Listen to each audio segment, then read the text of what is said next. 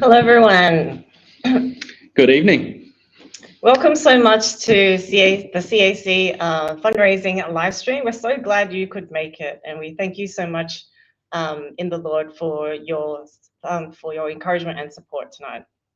We're going to introduce ourselves first. My name is Grace. Grace Lung. I'm the Director of the Center for Asian Christianity here at BSC, where we are coming to you live. And I'm Peter Liu. I work as part of the centre as the Community Liaison Officer, and it's great to be here with you. Yes, so I don't know what you're doing at the moment. I just had my dinner. If you're joining us with dinner, drinks, snacks, just go for it. We want you to be comfortable. Tonight, we're just going to be hearing the stories of our partners and projects and seeing what CAC has been up to in the past year. And we have our other goal as well. That's right.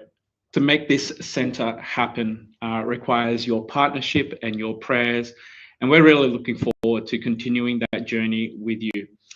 You'll see there right now the CAC Appeal website, and that will be available to you in the description below and at the end of this session. And we're really looking for you to partner with us as we continue the work here at the centre. Grace, what is it that we're trying to do? Well, the centre, as you can see behind me, we want to be, our vision is to be an Australian hub to accelerate the gospel in Asian contexts. So that's been our mission for basically, it's been 10 years since CAC has actually been around. It was started as an initiative of the BST board, and our lovely Reverend Dr. Andrew Prince was the director, and I came on board as the director about 2-3 years ago now. And we have some focus areas as well. I'll get onto the mission in a moment. So our focus areas, you can see there's predominantly East and Southeast Asia, and we have some partners who are overseas, and we do go frequently to different cities in Australia, and we try to make all our resources as accessible as possible. So we try to do online things just like this event tonight. As you can see, I'm wearing my Indonesian batik, and so we're partnering with these different places, and we'll share more about them as we go through the night. But Grace, you mentioned there that we want to facilitate theological best practice. Yes, so that's our new mission. Yeah, yes. So for those of us who might not be familiar with that idea, do you want to just share a little bit about what that means? Yeah, absolutely. So in the conversations I've had when we go to different cities and talk to people in Asian contexts in many different places, there is obviously Asia is very diverse in scope. Even within just one ethnicity, we have like first generation, 1.5, second, third, and so forth. And so it's always been a little bit of a challenge for us here at CAC to be able to pinpoint and help people understand what it is that we do.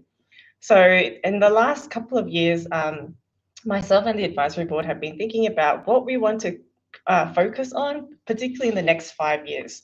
So we have settled on our new mission, which is to facilitate theological best practice in Asian contexts in Australia and beyond. And so we want to think about best practice, particularly when we think about Asian contexts. We are a very pragmatic kind of people. We want to make sure that any theological reflection or Asian theologies translate into very concrete and practical implications for the church and the lived experience of Christians. And Asian contexts, that is really talking about the idea of contextual theology and really taking seriously our contexts and our background as a way to understand not just God, but also ourselves. And I think Sam Chan and Tim Keller talk about the idea of being enculturated in 3 ways. Firstly, the Bible, of course, is enculturated. It has a historical, political, social, cultural background that, if you're someone who has studied the Bible, you know that all those things are important into understanding what God is saying in his scriptures. But then secondly, our audience is enculturated, right? So your congregation or the Christian brothers and sisters, we also have a culture that has history and our social and political and background, all that stuff as well. And then thirdly, we, the gospel teller, is enculturated too. So here at CSE, we think it's really important to be able to do all those three things well. We want to facilitate theological resources, particularly to understand Asian contexts here in Australia and beyond. So, I mean, you and I both went to Bible college. Yes. You studied at SMBC. Yay. In Sydney, and I studied at MST back in Melbourne. And we both did mission subjects there. We looked at cross-cultural communication and issues. What's the missing piece for us as we talk about this tonight? I mean, for me, it was really particularly thinking that the most salient issue I had in my mind was thinking about the conflicts and tensions between first and second generation. And so while I had some really great tools to think missiologically and use anthropology, to think through, what is, Chinese Australian culture or something like that. I really didn't have the opportunity to turn those questions for myself.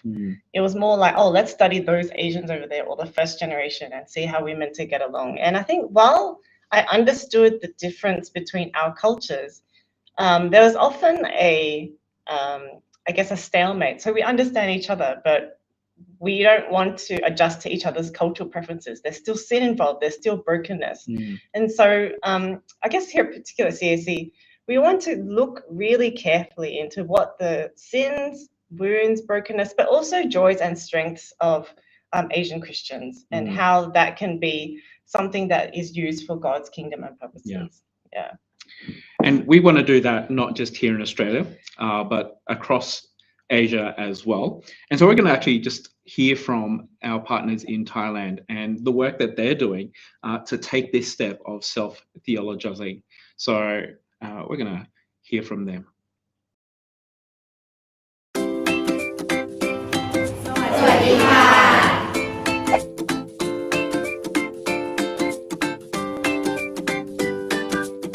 ขอบคุณค่ะ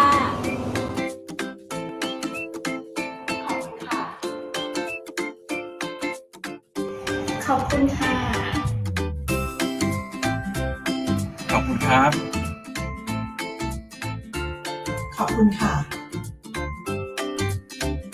ขอบคุณค่ะ ขอบคุณครับ As a representative of Keynote Encouragement, OMF Publishers in Thailand, we would like to thank you for your kind support. Because of you, we can publish good books and make it affordable for Thai Christian readers. You are a part of expand His kingdom in this country. We will keep praying for you. May God bless you all abundantly. Thank you.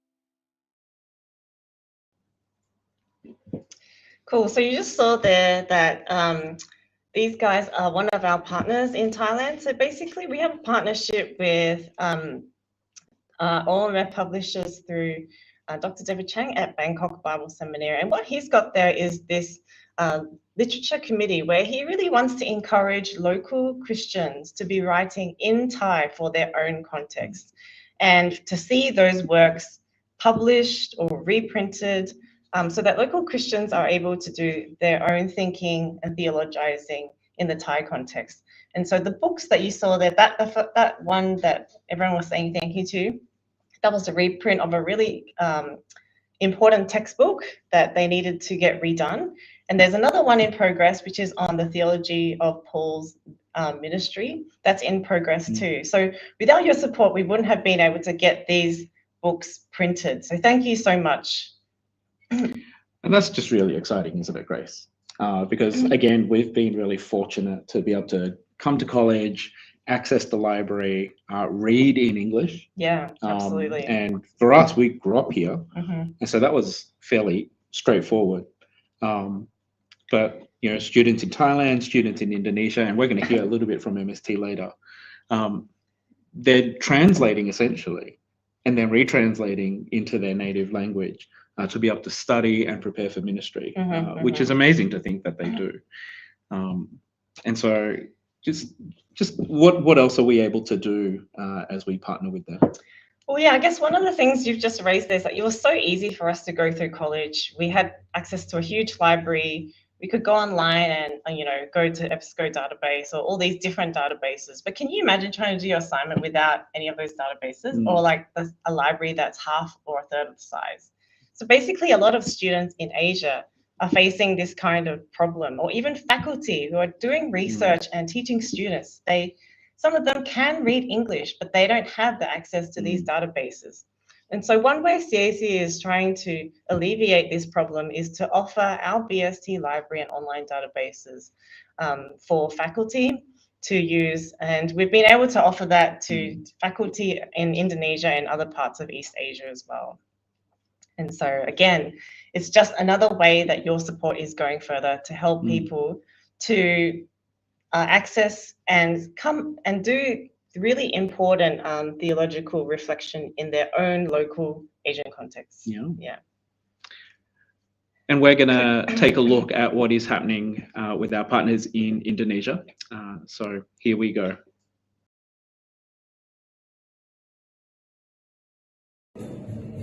In February 2026, the Center for Asian Christianity sponsored a missions festival at Jaffray Bible College in Makassar, Indonesia. Students come to Jaffray from different people groups all over Indonesia. The aim of the missions festival is to raise awareness amongst students of the many unreached people groups in Indonesia, to remind them of Jesus' call to take the gospel to all the world, and to challenge them to respond. Each day, we spend time in prayer, praying for unreached peoples, including those who live around the college. This year, because of funding from the Center for Asian Christianity, we were able to give each student a small notebook to write their reflections in over the 3 days the Missions Festival was held. Each session, students spent time writing what they had learnt and what God was teaching them. During the last worship service, students who felt that God was challenging them to head out into full-time outreach work amongst unreached people were called to respond. 13 students responded by standing up the front. A couple of lecturers from the Bible College will mentor and walk alongside these students until they graduate and head into ministry. We praise God for all He has done in students' lives and others through the Missions Festival this year. We are so thankful for CAC and their willingness to partner in this strategic way.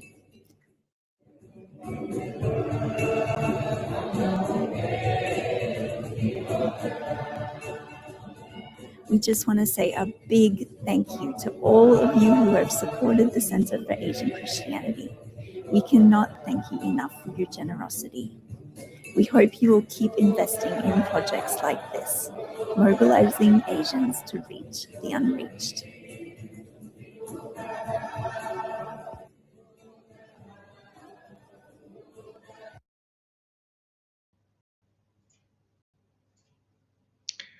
I don't know about you, Grace, but that warms my heart. You had a chance to actually visit the college last year. Tell me a little bit about that. Well, yes, so Jaffray Theological Seminary is in Makassar, Indonesia, and it's actually a really, really Muslim city. But in that city, there's a thriving Bible college. There's like over 700 students all across, particularly East Indonesia. So you saw some students from Papua there. And it's in this Muslim city. And so the college itself is surrounded, I think it's like 5 mosques or something. Wow. And so you can hear, the call for prayers all the time. And I think it's quite amazing, and it's a really important and strategic college to be supporting, because they are in Eastern Indonesia, where there's so many unreached people groups. And so Festival Missy it was great to be there and to be able to do a little bit of speaking beforehand. So Festival Missy is great. Like, they really put a lot of effort into it. You know, I really love, like, they had like music and dance, and they had their own sort of Jaffray orchestra. I think that was really cool.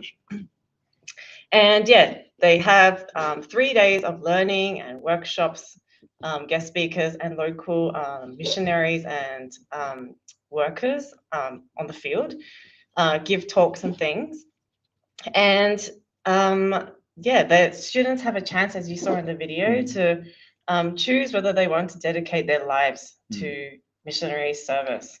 And every year, lots of students do that. And then after the conference itself, then they go out and do some of that outreach. And so it's such a really great conference that we were able, Kian and I, which we'll hear from soon, were able to be a part of.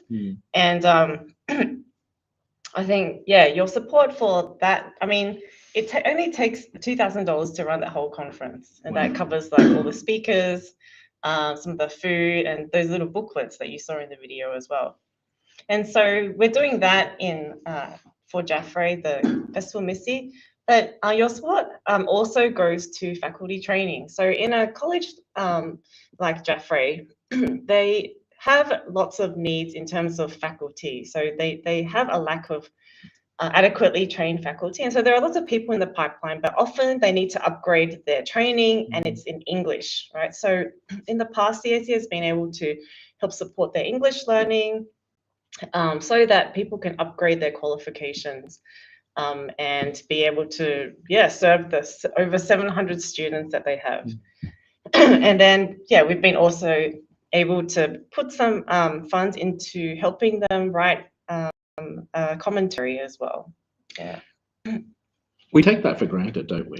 Yeah, definitely. And I mean, there's almost a slight unfairness in all of this, because it's not like they're unintelligent or they're lacking. It's just the things that they need to do to be able to serve and equip the students there means that they need to do things in a certain way.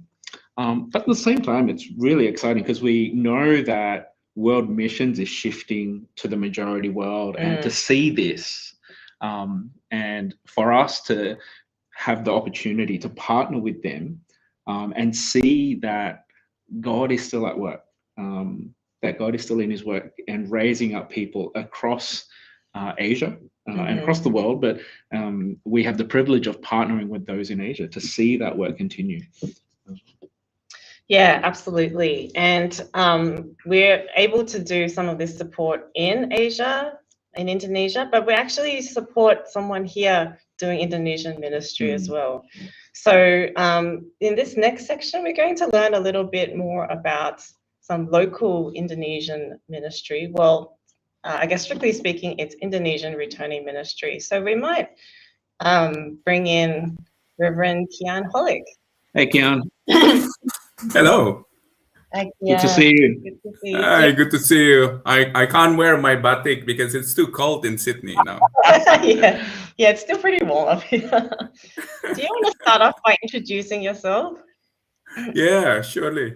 So my name is Kian. I am actually a member of a mission organization called OMF, and my field is the returnee focus.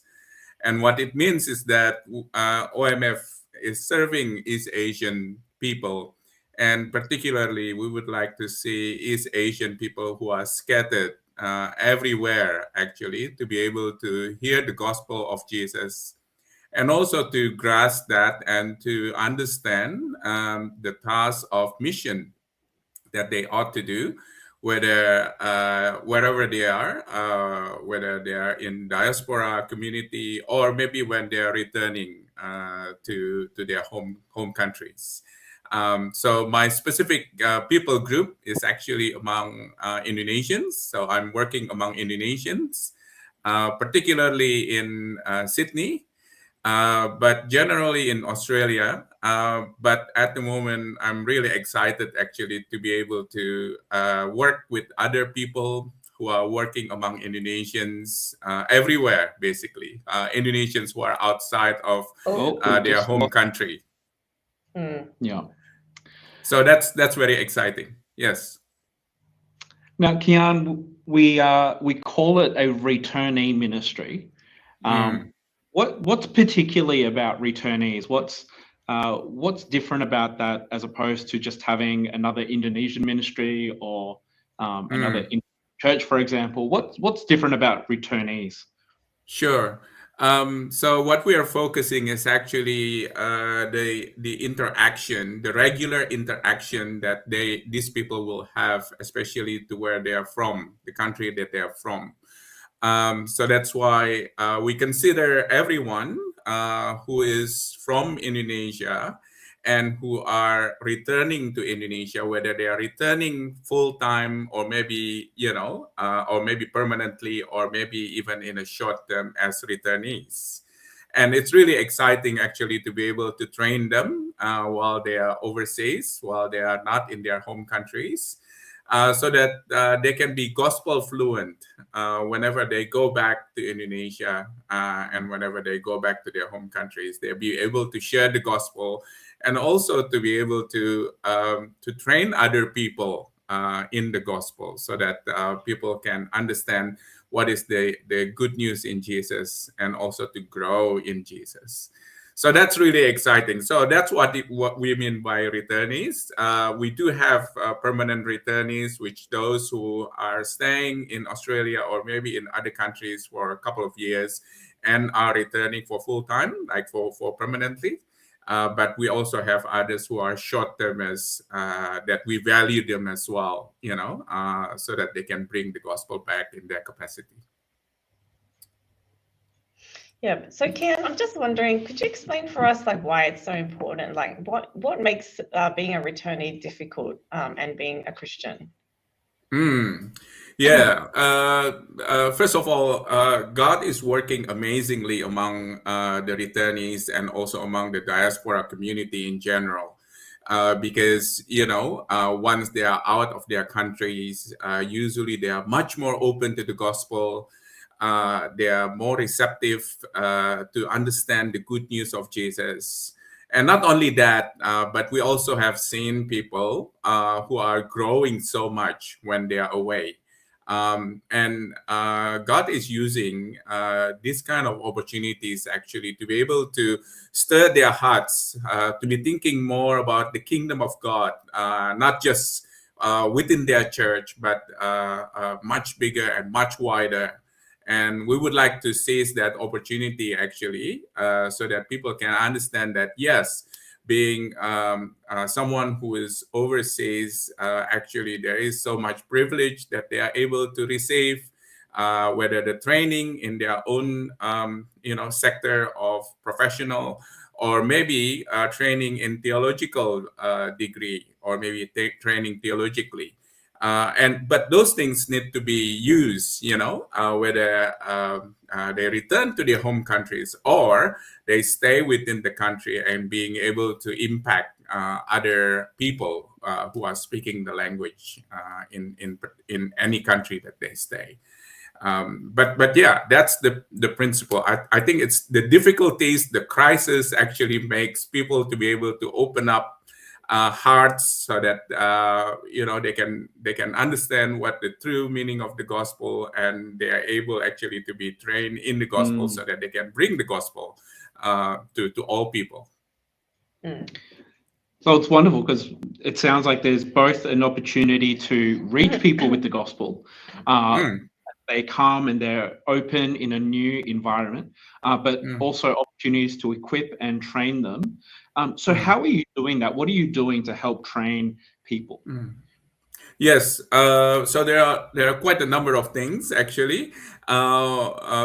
Face to face in Australia, in Sydney, basically I'm doing training, especially in encouraging them so that they can they can prepare once they return to Indonesia, for example.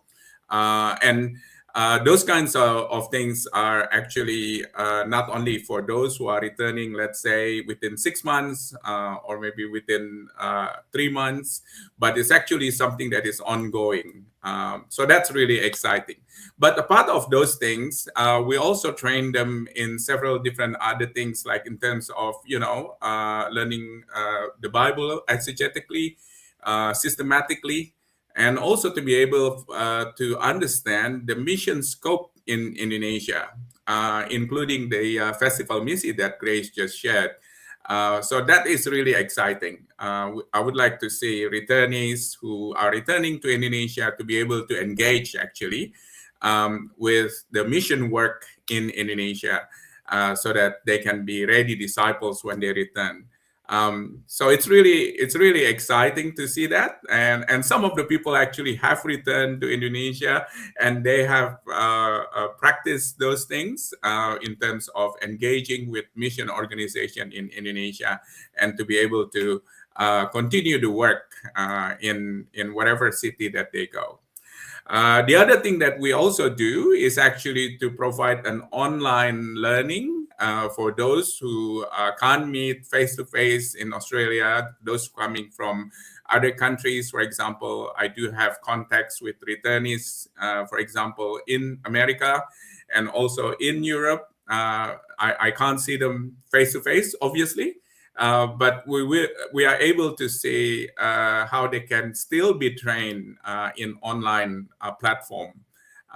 So the podcasts for returnees and also for Christian leaders that you guys supported is actually an amazing thing that the returnees have benefit. And I would like to see that even, more structured and even more regular.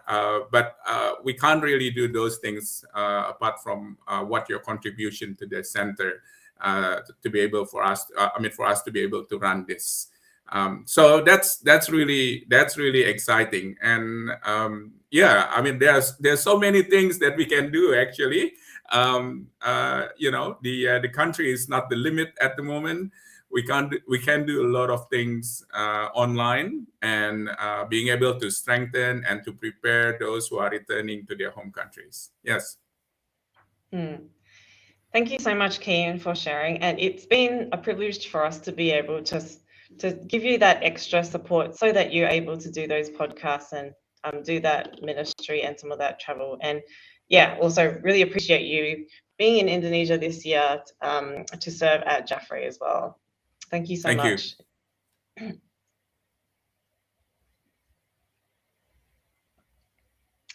All right. It's really an interesting space where we want to be an Australian hub, but we want to see that across the Asian church, not just here in Australia, but across all of Asia. And we've just heard from those places, and we hope that really stirs you, and we hope that encourages you, particularly for those of you who have supported us over many years. It really has allowed so much to happen, and it's so encouraging. So we've heard from the international dimension. What about locally? What are some expressions of what local self-theological development looks like? Well, yeah, as we've been seeing overseas and here, we really want to, again, facilitate theological best practice in Asian context here in Australia as well. And we do that in various ways, which you'll hear about soon in different cities. But our next guest is seeking to do this in a very creative way. And so we're really happy to be able to have Cyrus Kung, Reverend Cyrus Kung, with us tonight. Cyrus is a friend who has done quite a bit of further research into the Asian Australian Christianity. I'll just read out his bio. He's an ordained minister in the Uniting Church and a second-gen Hong Kong Australian whose life and ministry is shaped by the rich tensions of identity, belonging, and faith. Drawing on the experiences of liminality, in-betweenness, hybridity, and the transformative potential of third spaces, Cyrus is passionate about helping people connect with the deeper parts of themselves as they explore the simplicity of Christ in the complexities of 21st century life. So he's currently the Church Engagement Manager for South Australia and Western Australia with Uniting World, and a mission activator with the Mission Resourcing Team in the Uniting Church Synod of SA. So we're going to watch this spoken word by Cyrus, and then we're going to have a chat with him after it.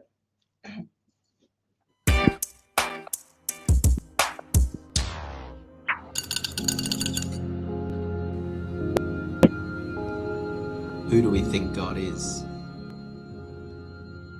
So I often get asked, who do I think God is? People ask me, do you think God is the Father, Almighty, creator of heaven and earth? Do you think God is Jesus Christ, God's only Son, our Lord? Do you think God is the Holy Spirit? Well, who do I think God is? I could give you a creed. I could even recite one for you. In fact, I could recite one for you in 3 languages. But that's not very edgy for a spoken word. And I like to think I'm a little edgy. So today, let me be a little edgy for you. Let me take you to the edge, to the edges, to the margins, and let me tell you who I think God is. I think he is Father. He is the first person. First privileges means many make him the first to be conceived, but my conception of him is what I first perceive.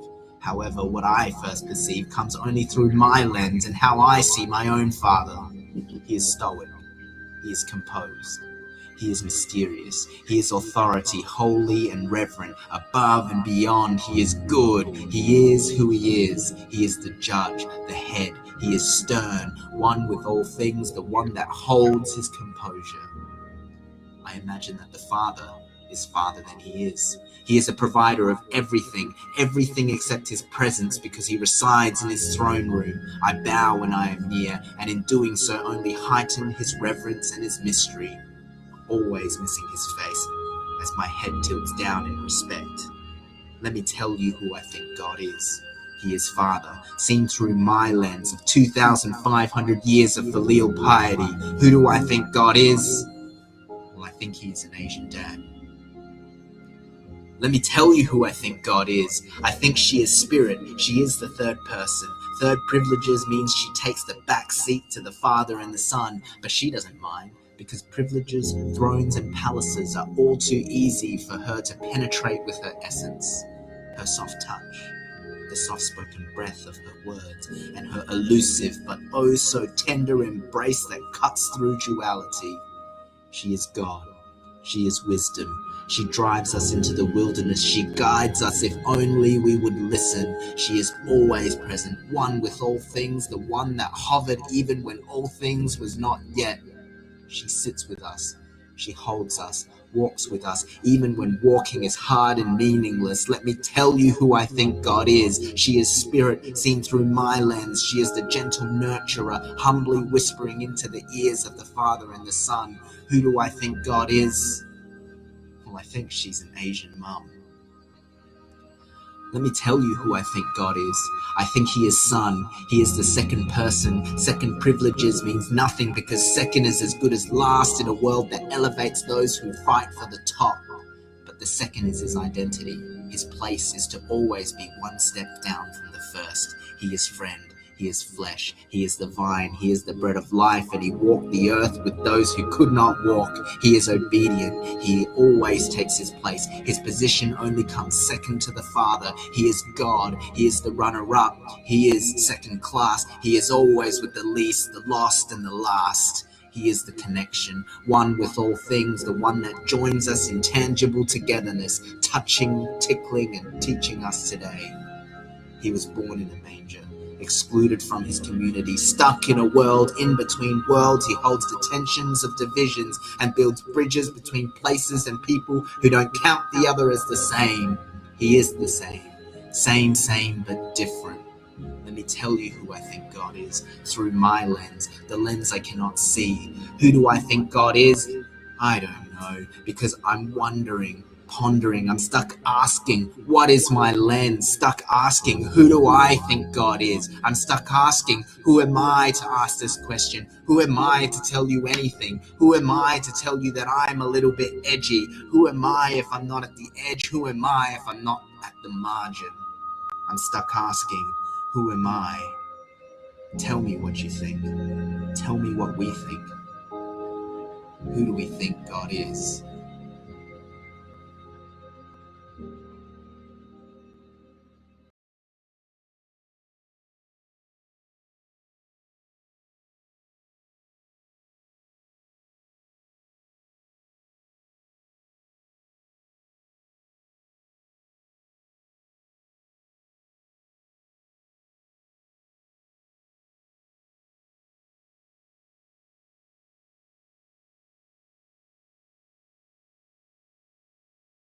Hey, Grace, I think you might be muted, or I can't hear you. Are you muted? Hello, hello. Is that better? Is that better? Hello? Yep, I can hear you now. Okay. Thanks for that. So yes, Cyrus, thank you so much for being here with us tonight and these questions. So the first question is, what was the inspiration behind that piece? I don't know. I guess I spent a long time reflecting on identity and God. And I've done a bit of study, and I think at this time, I think I wrote this quite a number of years ago, but I think I was probably still studying and in formation, candidating for ministry, and spent a lot of time thinking about theology. And I guess my inspiration was, how do I write something that's maybe a little bit more art and poetry than a science? Maybe what was going on in terms of my study and my reflection on who God is and what I was actually feeling and experiencing at the time, and trying to hold those things together. I think I think the first time I initially was reflecting on it was when I was doing my clinical pastoral education and thinking about pastoral care and what that means in different contexts.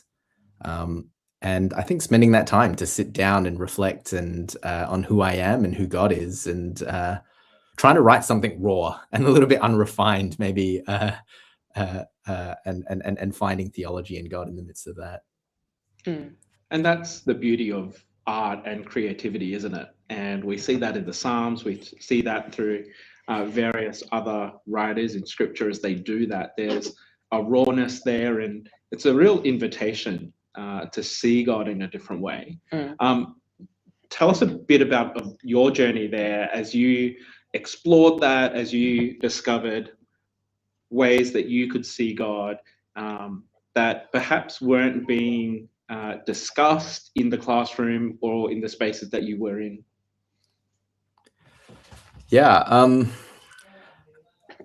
I guess part of writing it is, in art and poetry, you can be a little bit provocative or a little bit, like the Psalms, emotions, and then see where that lands. Maybe not making a statement on what is true yet, but what is true to me and how I feel at the time. So I think having the opportunity to explore that, and it's kind of been a growing poem, to be honest. Like, I think probably it didn't really get to its final form maybe for a couple of years. It was, and it wasn't something that I was presenting or saying. It was really kind of something personal, and there wasn't really a prompt to kind of record it and kind of put it out until much later. I think a lot of the wrestling with it was really trying to answer some questions that was still emerging for me. And so talk about those different, can you talk about it, those lenses that you start to see God, as an Asian dad, as an Asian, as the son, like they're, quite provocative, thought-provoking images, like in which you could view God. And I guess, it'd be interesting to hear, like, how do you think these obscure or clarify who God is for you? Yeah. And for us, Asian Australians, I think it's difficult to see our lens. I think especially when we're in a culture that's like our own. I think for me it was I grew up in a Chinese church space with lots of second gens and other Asian people, and growing up in that space and being in Australia, I guess I had always known in the back of my mind that there were different lenses, there were different ways to see the world. But it wasn't probably until I started ordination and was in more of an Anglo context and was starting to be welcomed into different spaces that I felt connected to and hear and was learning from, but realizing also that like, oh, there's something very different. And I think one of the ways that we begin to see our lenses is being in places that are so different to our own context. And we all of a sudden go, oh, I've made all these assumptions about what I think. And then layering that onto how we think about God and you know, working out, oh, is this a subtle nuance or is this like kind of like a core difference, you know? Like how do we have that question around what does that look like? Yeah, and yeah, so I really think being in context that is not your own really begin to shape that space. I've probably had that. I've had the privilege of, I think, experiencing that on in different First Nations communities, being welcomed on different country, and then realizing, oh wow, there's a deep desire to know God, or I experience God through the hospitality and the welcome. Yet, as we talked and engaged, was like, ooh, the way that we describe God and see God might also be a different, and what does that mean for our faith and our understanding of our theology? Now, in your little intro there were a lot of big words like liminal and hybridity and third space. For those of us who aren't familiar with those terms, talk us through what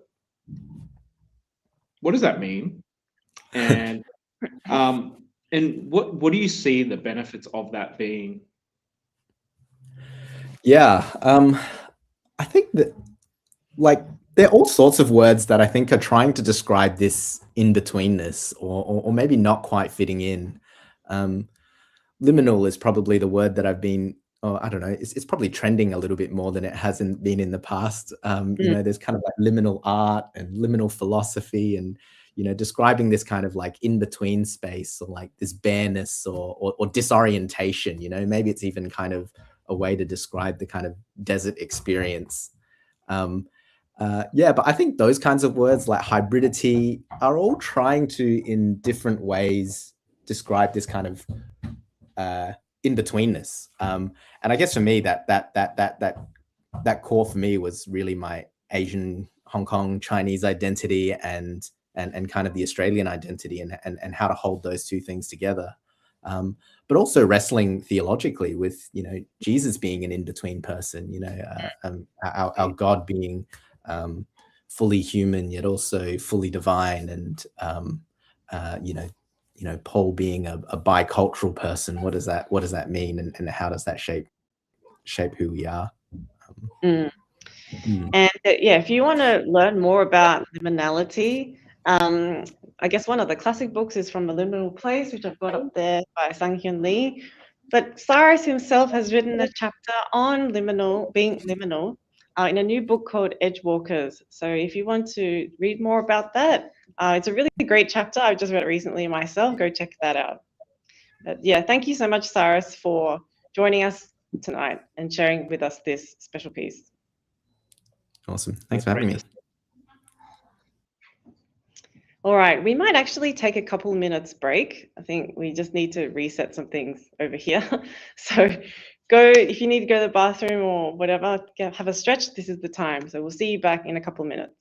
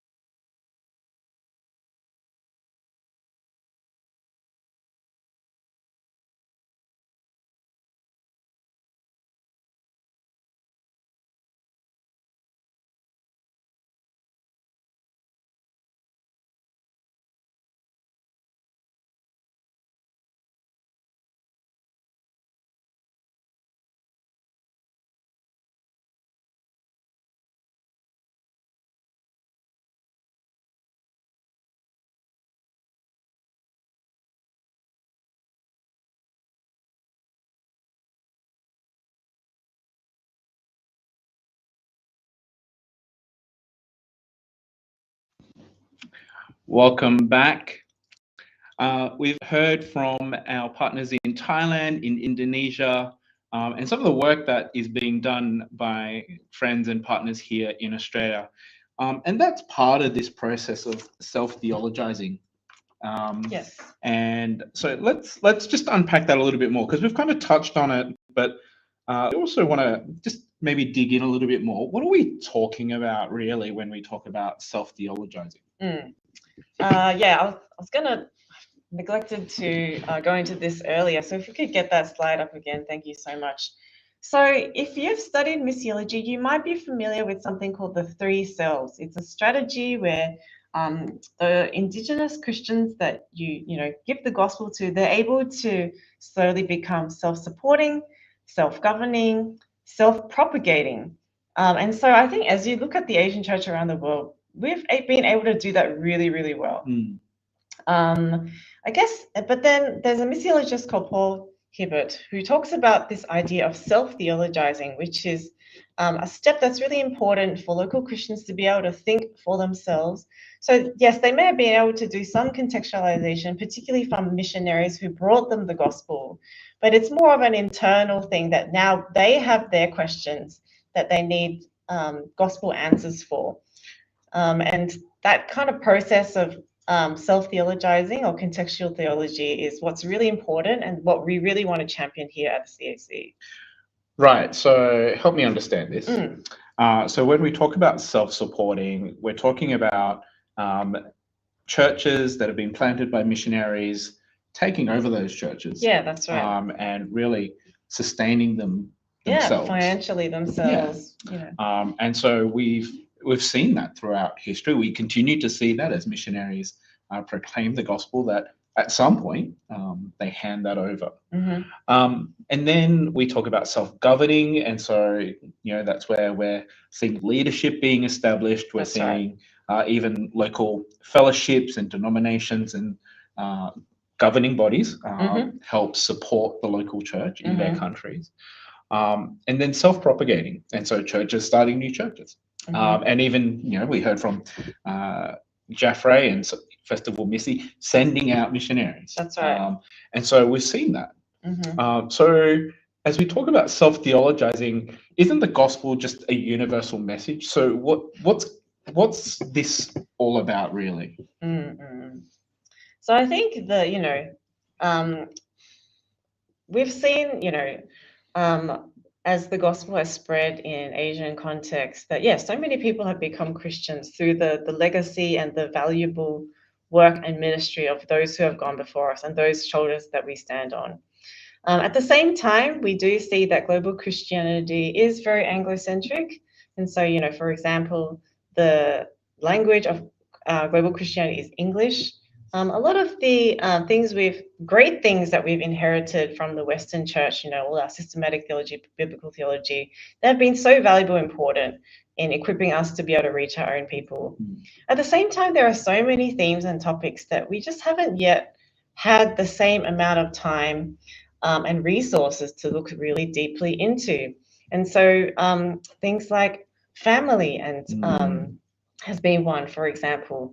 For Asian Australians, I really find that, we're always hustling, we're always busy pursuing either academic perfection or, the next thing at work. And so it's really important for us to think about themes like Sabbath rest. What are some of those things that, we might only see one small chapter on right now in our systematic theology textbook, but we actually need a lot more in our own context. And some of that hasn't even been developed yet. It's a work that we need to do as we identify and get to know our context really well, so we can see how the gospel is relevant for the things that we struggle with, but also what things that we can leverage, how God has made us to use for his kingdom as well. Right, so if I'm understanding that, the gospel hasn't spoken about these things, and that our Australian church and our colleges don't talk about these topics. It's just that they don't address them in the way that might be more particular to our context. And so you mentioned family there. I guess that was something that I always struggled with, that my friends at school, they just didn't understand some of the things that I was dealing with as an Asian kid. And so what we're talking about then is really we're not introducing anything new. We're just wanting to explore theology. We're exploring philosophies, even Christian philosophies, just with a bit more understanding to the context and relevance to the people that we're ministering to. Yeah, and so some of the ways that we're doing that we're about to talk about through different partnerships with Bible colleges and Christian leaders here, particularly in Sydney and Melbourne. So I guess we're going to first look at a video from the Baptist Union of Victoria. So let's look at that now. We have valued the partnership with the Centre for Asian Christianity over the last few years. We have collaborated in events such as the Discipling Youth Symposiums delivered with the Baptist Union of Victoria and Whitley College. These symposiums have encouraged diaspora leaders such as those from Myanmar, the Philippines, Vietnam, and China to theologically reflect on their ministry practice within our Baptist churches. We have really valued working with Grace, who has a servant-hearted attitude and seeks to encourage the local church. Her insights have helped our leaders develop best theological practice for their context as they continue to wrestle with issues of culture and faith. Your support for the Centre for Asian Christianity means that more leaders in our churches can continue to be encouraged and equipped in ministry and mission into the future. So we just saw Charlene De Los Santos there, who's one of our key partners in Melbourne.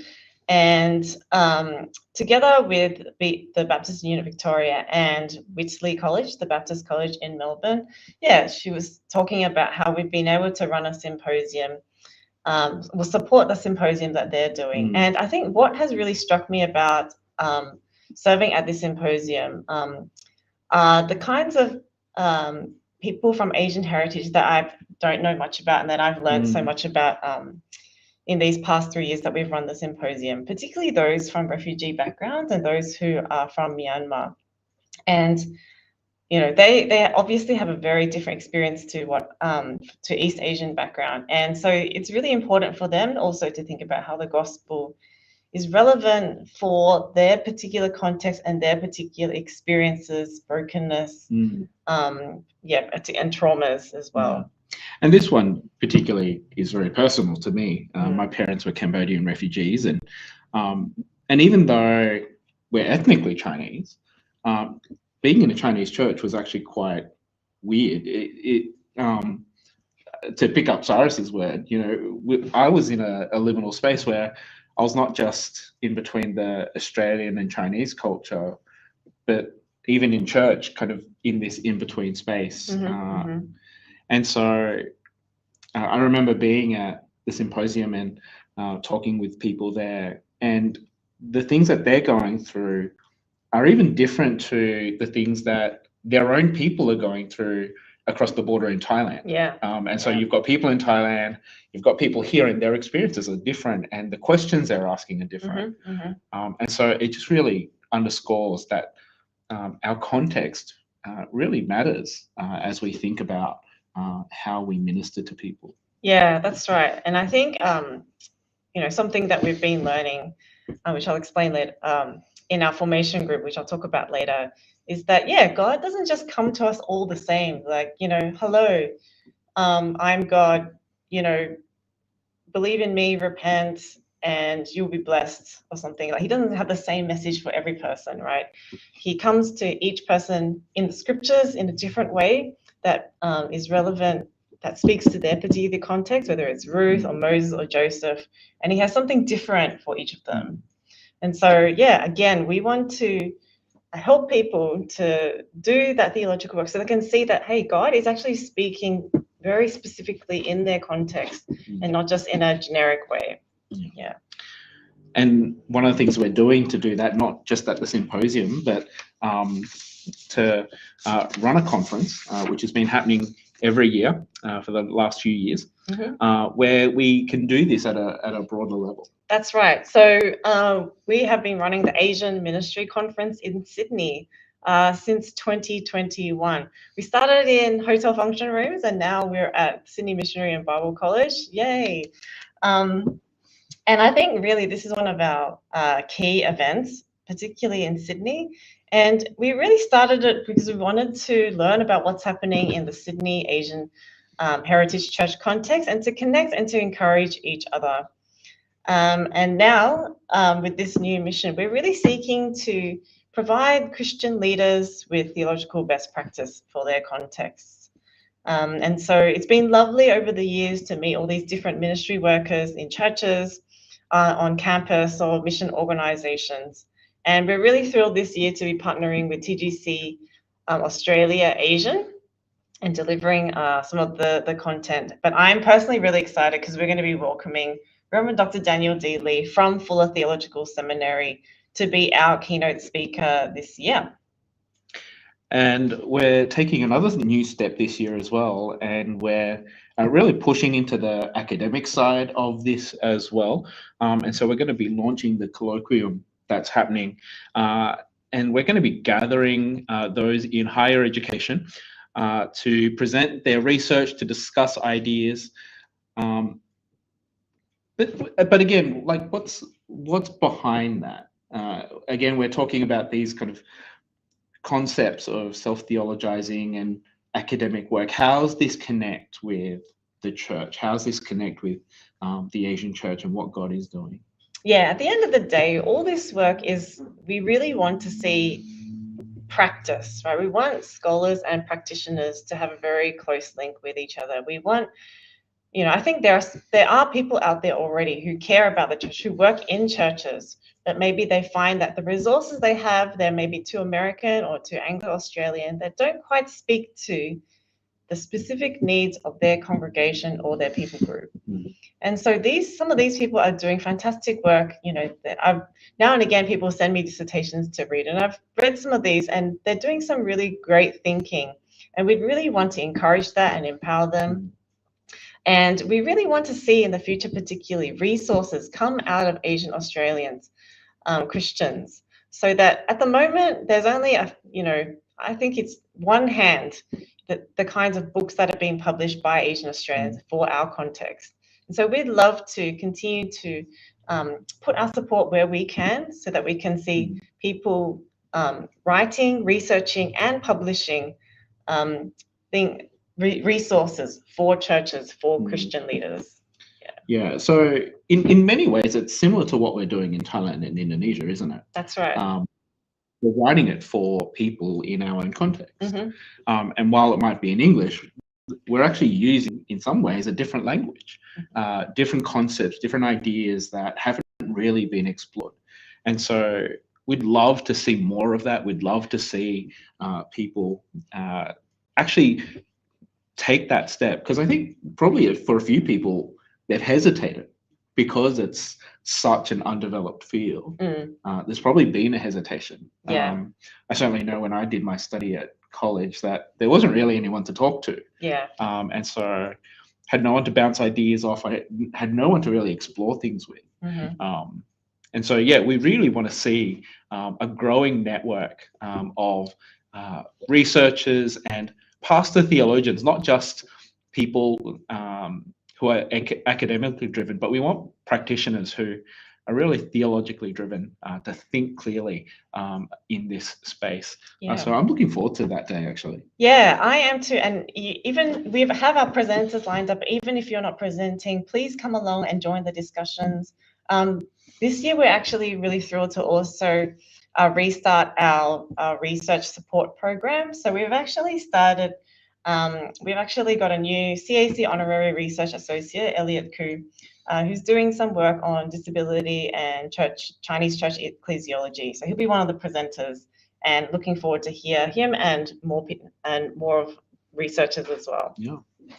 And speaking of higher education, what else is happening, Grace?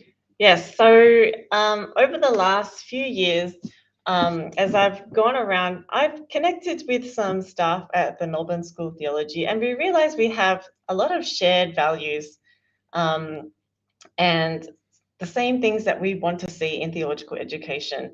And so we've been partnering together for the past 3 years to offer free online public lectures to feature some of the leading voices in Asian contextual theology. So we've had people like Reverend Dr. Daniel Lee from Fuller Seminary, Dr. Alexander Jun as well from there, and Reverend Dr. Michael Chu, who'll be speaking very soon to us.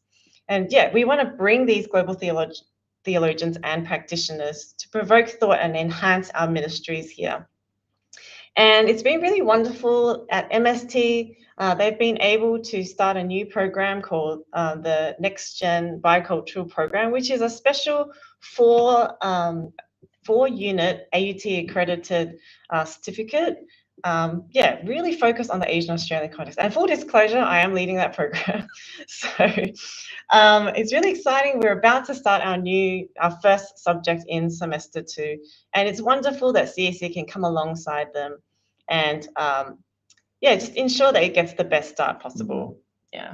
Well, we were hoping that we would have Crystal Hong join us from MST, but she's unable to do that. So I'm going to turn on you, Grace, and I'm going to interview you in her place. Yeah.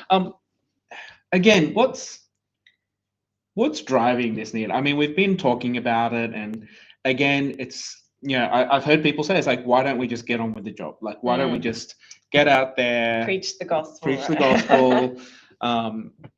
Like, what's this all about? Why do we need this? Well, I guess, you know, I think even if we look in history at different, you know, theologians like Calvin and Augustine, they always talked about the importance of knowing God and knowing yourself, right? So it's not a new idea to spend time understanding ourselves.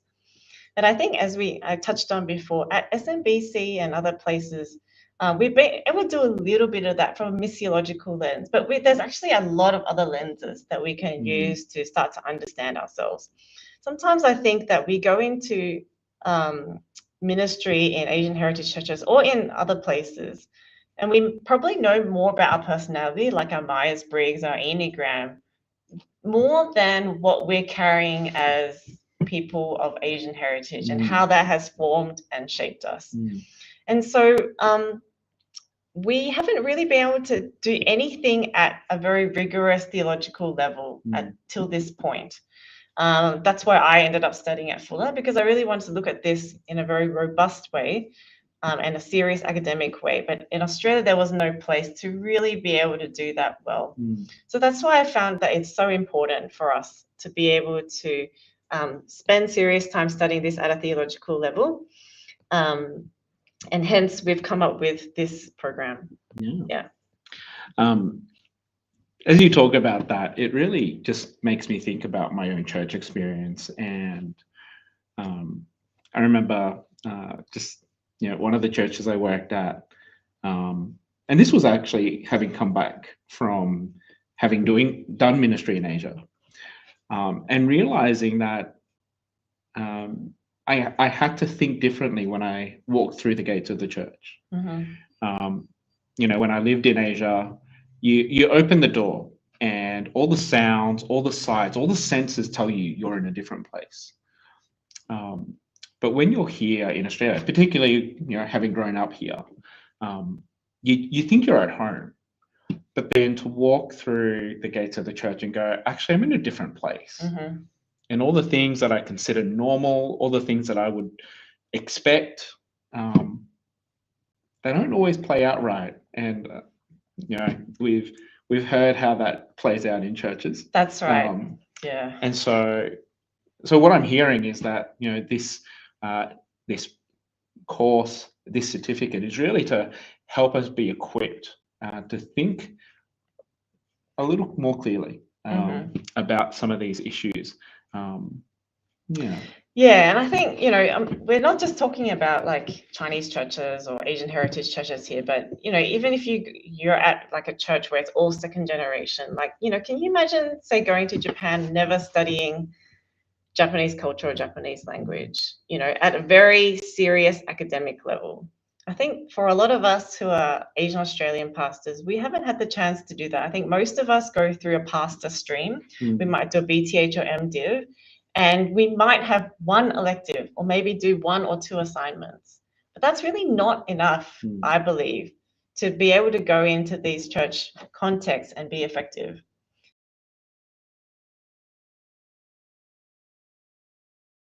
Really important, and it's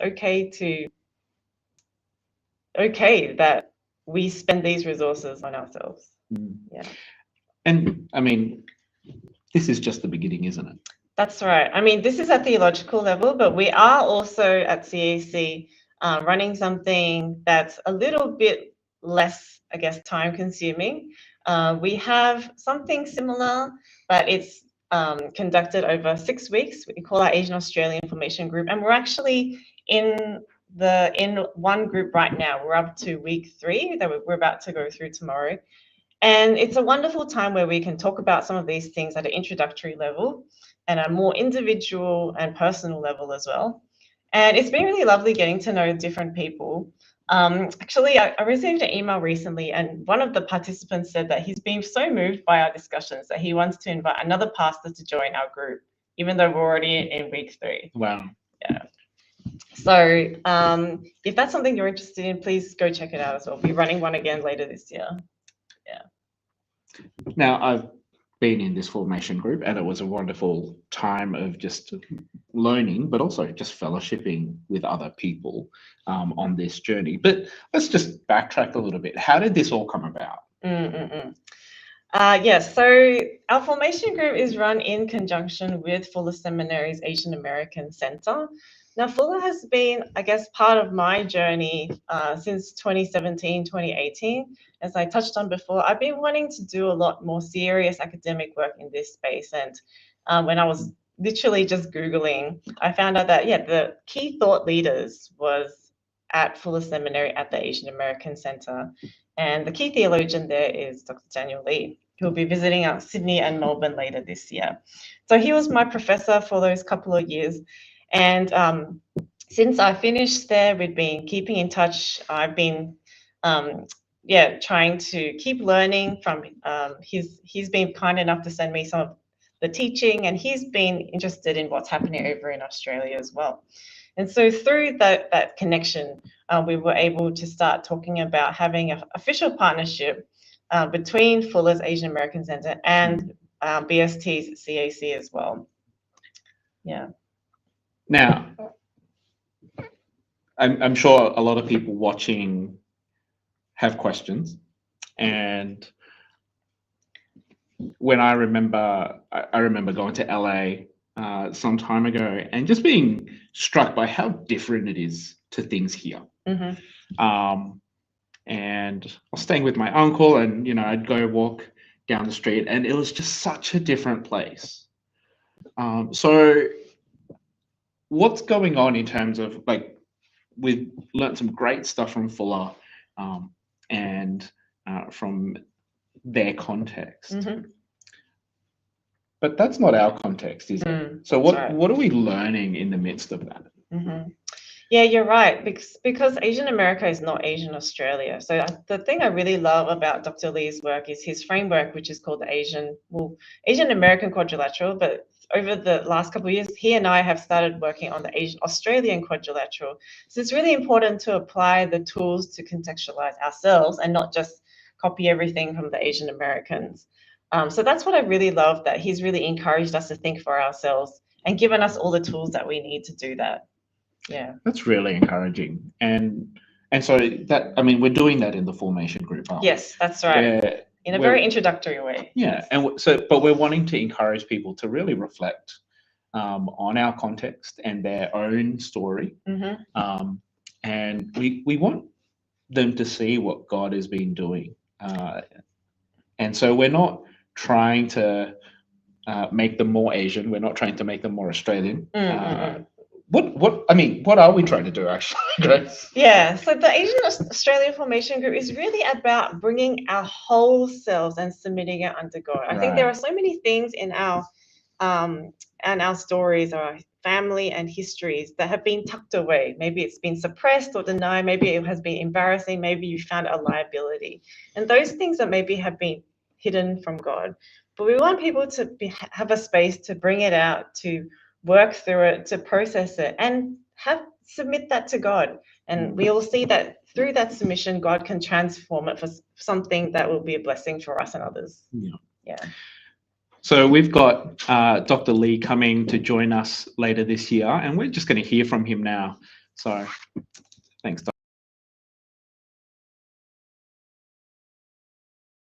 As a founding academic dean of the Asian American Center at Seminary, I've spent over 2 decades researching and to really implement the kind of programs that really integrate our identity with the gospel of Jesus Christ. Now, I do work in the Asian American context, and over 8 years, I've known Grace and her work with the Center for Asian Christianity in Australia, and have learned so much about the distinction between Asian American versus Asian Australian. We've led and refined Asian Australian formation group together. It's been really enriching for me. And I just want to encourage all of you to keep on investing. In the US, we just know how much we need, the amount of resources we need in our community. And that doesn't just happen automatically. It happens through hard work, hard intentional work over the years that we're doing in the US. And I know that Grace and CAC is trying to do that in Australia. Hope that you can continually invest, partner with Grace, so that all of who we are can be deeply integrated with the gospel of Jesus Christ for full transformation and for all of ourselves to be used for God's kingdom.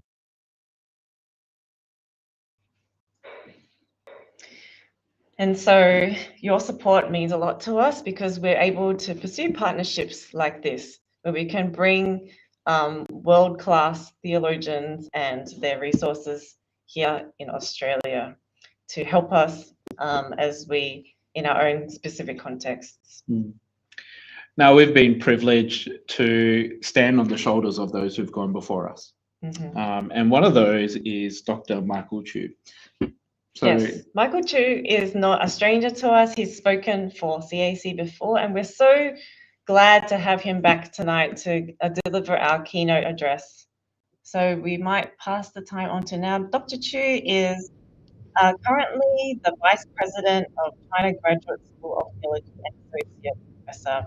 Before that, he actually was a pastor at a Chinese church in Sydney for 25 years, including being a senior pastor. So we're so glad to have someone who can speak on the Australian and also the Asian context. So let's hear from Reverend Dr. Michael.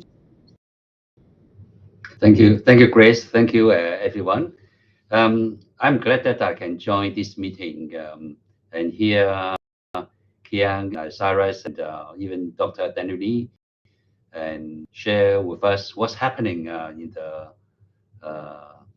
all over Asia, different countries, and that's lovely. So, and I'm also thank you that Grace, you asked me to join this meeting again and to share. I have prepared quite a few slides, but after I hear all this message, I think I decide to put aside all my slides. I just want to tell you 2 stories as an encouragement. Number one, I speak from perspective as a church pastor. I have been a senior pastor in a Chinese church in Sydney for 25 years. And over those 25 years, we support quite a lot of missionaries to Asia, Taiwan, China, Thailand, Malaysia, all different countries. And I had have an opportunity to visit them, visit our missionaries, and that is eye-opening. I've been to Thailand, I've been to Taiwan, but once I touched down and and share with them and see what's happening, what they are doing in the mission field, I feel God is great. God brings a lot of godly men and women to the mission field to share the gospel, to let people know the good news, the truth of the kingdom, and I see many people, they convert to the gospel and follow Jesus as disciples. And I think I'm glad that our church could have the privilege to support them, financially support them, prayerfully support them, and many of them they really do longevity serving there and helping the church grow.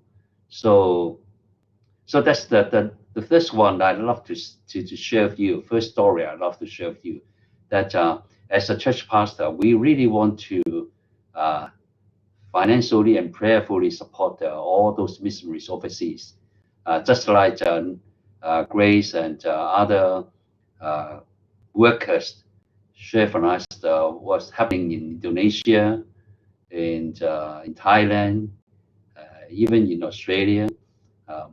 I think we need to raise up more godly men and women to go overseas to do ministry there. So this is number one. I also like to share with you another story. That I'm now a professor, a lecturer in Bible College in Hong Kong. In the last 9 years, you know, I fly from Australia to Hong Kong and do the teaching. It's not an easy job because I've been in Australia for 25 years, and I think I better retire. But 9 years ago, the president of the college come to Sydney and asked me to go back to Hong Kong. He shared with me one vision that he said, Michael, come back to Hong Kong.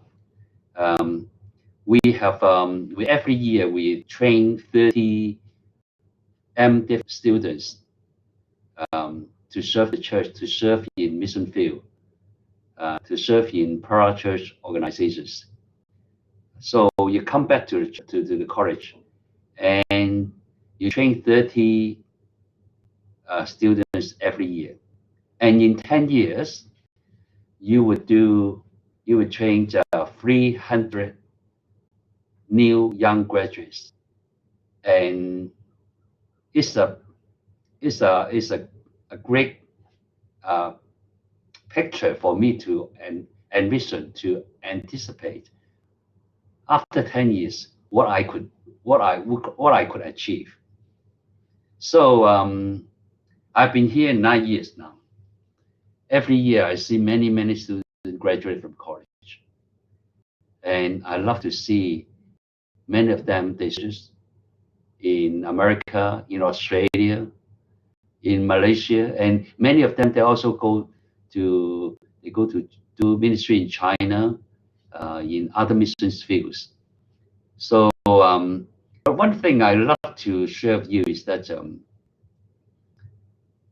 one of my church member, he financially support my salary back in Hong Kong. I don't want to give you the name of that brother, but he is so generous. He every year he bring a large sum of money to Hong Kong and support me, support my ministry, support my salary there. So you know how grateful I am. I do ministry in Hong Kong. He is now in Australia, but he continuously, generously, and prayerfully support my ministry so that I could train many young men and young women to do ministry. What I'm going to say is that CAC is doing great ministry. They have a lot of planning, training, equipping, and a lot of young men, young women will be trained up.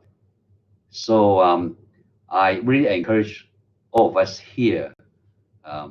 If you join this meeting, I really love you to seriously consider put your money into this ministry, into CAC, so that maybe in 5 years, in 10 years, we could see a new generation of young workers for the gospel, for the kingdom. So this is what I want to share with you. So thank you very much.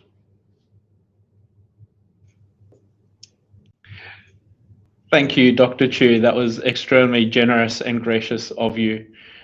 I'd love to just, if you don't mind, I'd love to ask you a couple of questions. Yes, please. You've been in Hong Kong now for 9 years, and you spent a significant time here in Australia. What are some of the differences that you've observed and you've had to adjust to going back to Hong Kong? We've been talking about context and how that changes. What were some of your observations? I was born in Hong Kong, and I grew up in Hong Kong. So 30-something years ago, I migrated to Australia and become a pastor there. I got a lot of cultural adjustment.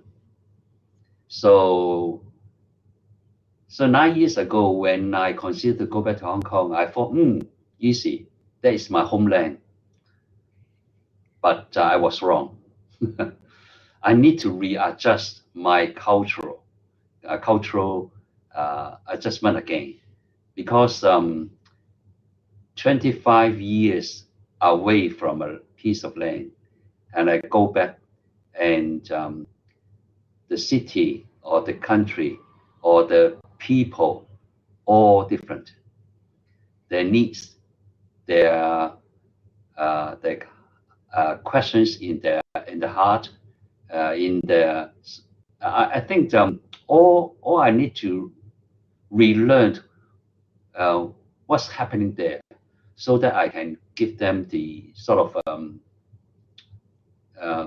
do the right teaching to the right need, and to their what actually they really desire. So I must admit that the first 2 or 3 years are really a hard time for me. But I guess now I'm more and more used to Hong Kong culture.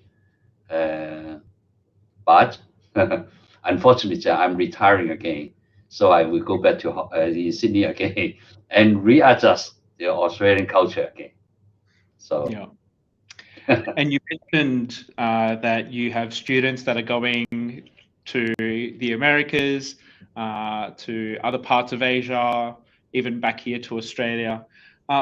Is there something that you have been sharing with them as they go to these different places?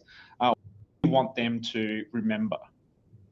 Yes. In fact, I know what's happening in America, in Australia, in Canada.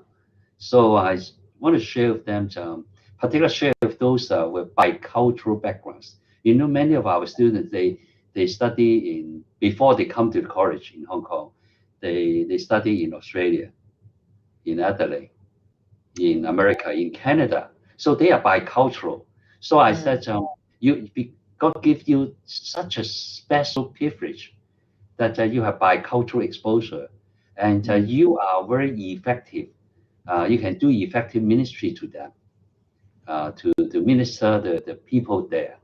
So that's why I encourage quite a few, and I have many students working in Sydney, in Adelaide, in Melbourne, in America, Houston, in LA, in Toronto. So all over the world, I think. So so I really encourage people, if you are meeting and you are bicultural background, seriously consider to become a worker in this kind of areas. Thanks so much, Dr. Chu. It's been great hearing from you. Look forward to hearing more from you in the future. Yes, Thank and you if very you much. have, like Dr. Chu has a book called Cultural Intelligence in the Chinese Australian Church, which was his doctoral dissertation, and I think that's really helpful for those of us in considering, how different generations can get along together in the Heritage Church. Thank you.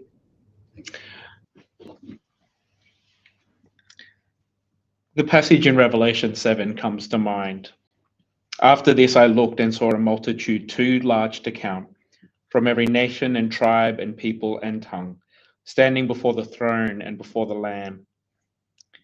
And often it's a picture that people paint of mission and the diversity of the church. But as we've been on this journey with CAC, it's much more than that. It's also the intertwining of all of those things, particularly in the 21st century, as we are more mobile and we move from place to place. The nations and the tribes and the peoples and tongues will be not just diverse, but intermixed, which is a mind-boggling picture when you really think about it. And that's what we've been talking about tonight, that we're working towards this vision, not just for ourselves, but what God is doing, to see people from all nations, tribes, people, and tongue, who will stand before Him. And so we've heard from Thailand. We've heard how they're developing resources that will, we hope, reach people with the gospel, so that we will see Thai people there on that day. Yeah, and we've seen the different needs that and opportunities there are, even here locally in Brisbane, Sydney, and Melbourne. And I think, every church and every Christian needs a strong theological backbone. And I think that's what we are trying to do with our new mission, to facilitate theological best practice for Asian context. And your gift, whether during the last 6 weeks in our appeal or tonight, will be incredibly helpful in a great way to be able to invest in gospel ministry in the Asian church.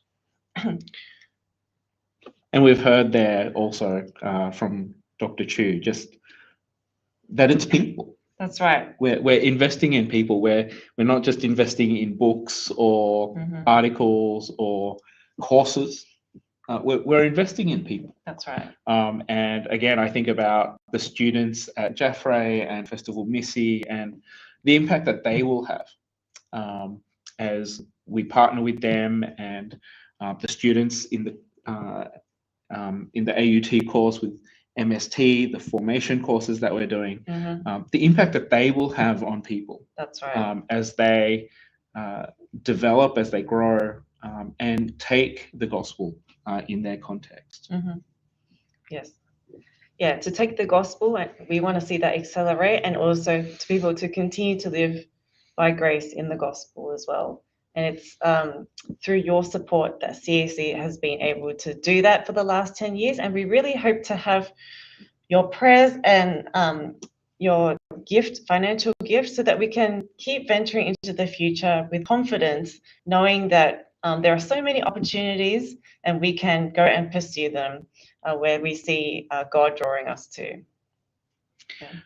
We're really fortunate that we have great friends and partners here at the Brisbane School of Theology. But their generosity allows us to do so much. we do operate separately to the Brisbane School of Theology, as generous as they've been to us. And so we're asking that you would consider joining us and partnering with us in this endeavour. And so tonight, in this appeal, we're looking to raise $35,000. And this will go to people. This is to resourcing people, equipping them, training them, so that we might continue to see God at work in the Asian church, whether that's here in Australia or overseas. And you can do that by going to our website, bst.qld.edu.au/CAC-appeal. You can also do that. There'll be a QR code coming up at the end where you can check that out, and it'll be in the video description down below as well. Grace, what else do you want to say to people tonight? Just thank you so much for spending your time with us tonight. And if you're watching this later as well, thank you so much for your investment of time and your interest. And we sincerely hope that you could join us as we facilitate theological best practice in Asian contexts. And we would love to continue to discuss and talk with you and communicate with you. So there are different ways you can do that as well. If you look at the QR code later, we'll have a list of different ways you can stay connected with us on our socials and our website, and also our mailing list. So you can get the most up-to-date news on what's happening at CAC. Well, Grace, it's been wonderful sharing with you tonight, and really hope that people have been encouraged and that they've really taken something away tonight. I know I certainly have. It really has been an encouragement to hear those different stories. Yeah, absolutely. For me as well. It's wonderful to see what God is already doing and what he, and the hope and the excitement of what he can do in the future to come. And in some ways through what CAC is doing here. And thank you so much for joining us tonight. God blessing to you from Brisbane School of Theology here, and have a good night.